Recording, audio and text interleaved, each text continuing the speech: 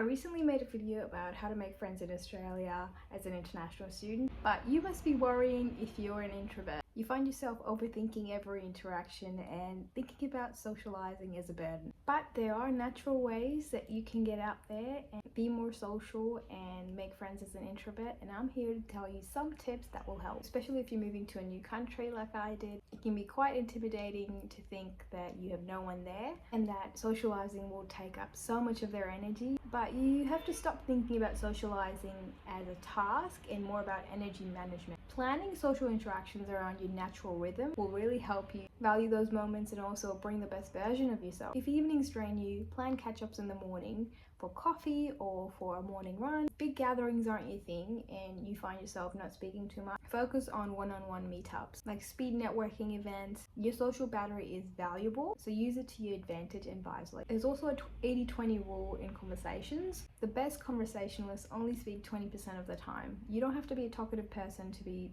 socialized. Instead of worrying about what to say, focus on what the other person is communicating. Really, 80% of the conversation, you have to listen 80% of the time and talk and contribute 20%. Mirror their energy, in terms of body language and how their tone is. Ask follow-up questions and react genuinely. People will walk away thinking, wow, I really enjoyed talking with them, even if you barely spoke. Now you have to actually build up that confidence to bring yourself to those events. If the idea of deep conversations with someone intimidates you, if the idea of deep conversations overwhelms you, start with micro interactions in your everyday life, which will build up your confidence to go into those scenarios. Compliment the barista's earrings or their service. Say good morning to your neighbor. This is called exposure therapy. When you expose yourself to more scenarios of the same kind, you get comfortable, and these tiny social reps build your confidence without the pressure of a long conversation. So when you get into those longer conversations, it won't feel scary. Now this is one thing I learned in a speed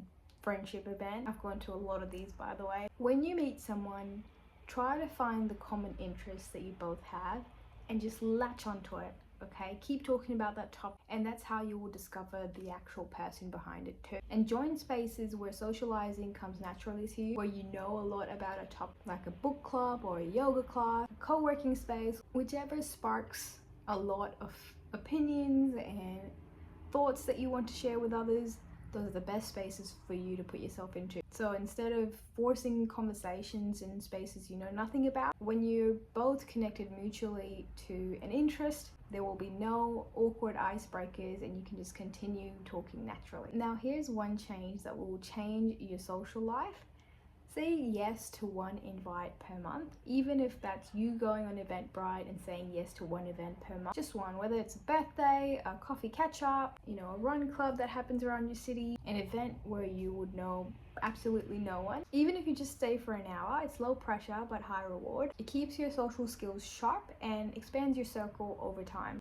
I join networking events, startup events, a run club, an open mic night that happens every month at my favorite bookstore. By exposing myself to these one-off events, I quickly started to go twice a month or 3 times a month or 4 times a month, and that really changed my social life and also built on my current interest. Going to a startup event wasn't just to go to socialize, it was to learn more about startups and business and meet like-minded people, and that one invite a month kept my social skills in check. And it wasn't really high pressure because you can go again the next month and try it out. Most people wait for friendship to just happen, they should happen naturally, but real friendship is about being inconvenienced. It's about making sacrifices, and that really shows how much you care about the relationship. You could go home after work, but you choose to meet up a friend because you haven't caught up in a while. It's fun, but you also have to make time for it. And real friendships happen when there's one person taking initiative, at least. It could be just a simple message saying, hey, we should grab some coffee soon. People appreciate